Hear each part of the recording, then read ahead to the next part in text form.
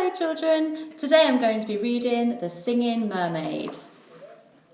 Did you ever go to Silver Sands on a sunny summer's day? Then perhaps you saw the mermaid who sang in the deep blue bay.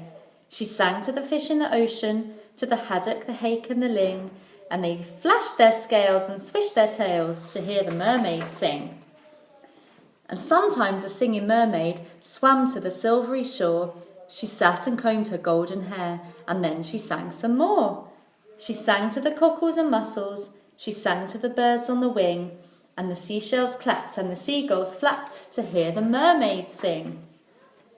When Sam Sly's circus came to town, Sam took a stroll by the sea. He heard the mermaid singing, and he rubbed his hands with glee. He said, "I can make you famous, I can make you rich," he said. "You shall swim in a pool of marble and sleep on a fine feather bed. You shall sing for the lords and the ladies, you shall sing for the queen and the king, and young and old will pay good gold to hear the mermaid sing." Don't go, cried the seagulls, and the seashells warned, "He lies." But the mermaid listened to old Sam Sly and smiled as she waved her goodbyes. And he took her away to the circus, and she sang to the crowds round the ring. And more, more, more came the deafening roar when they heard the mermaid sing. Now the mermaid shared a caravan with Annie the acrobat, and Ding and Dong the circus dogs, and Bella the circus cat. And she made good friends with the jugglers, and the man who swallowed fire, and the clown with the tumble-down trousers, and the woman who walked on wire. But she wasn't friends with old Sam Sly. No, she didn't care for him, for he made her live in a fish tank where there wasn't room to swim. And there was no pool of marble, there was no feather bed. And when she begged him, "Set me free," he laughed and shook his head. All summer long the circus toured, all autumn, winter, spring, and many a crowd cheered long and loud to hear the mermaid sing. But the mermaid dreamed of Silver Sands, and she longed for the deep blue sea, and her songs grew sad, and again she said, "I beg you, set me free." But again he laughed and shook his head, and he told her, "No such thing. Here you will stay while people pay to hear the mermaid sing." At Silver Sands a seagull was flying to his nest, when on the breeze he heard a song, the song which he loved the best.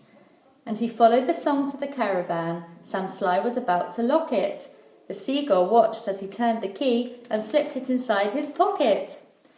The seagull waited till Sam had gone, then he perched on the window sill, and tap, tap, tap at the window he tapped with his yellow bill. Come back to Silver Sands, it's only a mile away. I can find the key and set you free, and you'll come back home to the bay." "Escape," barked the dogs, "escape," meowed the cat, but the mermaid sighed, "I'd fail, for how can I walk to Silver Sands when I only have a tail?" "Like this," cried Annie the acrobat, and she stood upon her hands. "This is the way, the only way to get to Silver Sands. Right hand, left hand, tail up high, there's really nothing to it. If I give you lessons every night, you'll soon learn how to do it." Next week, while Sam was snoring, the seagull stole the key. He carried it off to the caravan and set the mermaid free. And he flew ahead to guide her as she walked upon her hands all along the moonlit road that led to Silver Sands. And the creatures on the seashore and the fish beneath the foam jumped and splashed and danced with joy to have their mermaid home.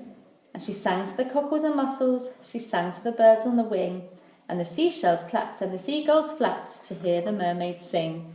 And if you ever go to Silver Sands and swim in the Bay of Blue, perhaps you'll see the mermaid, and perhaps she'll sing for you.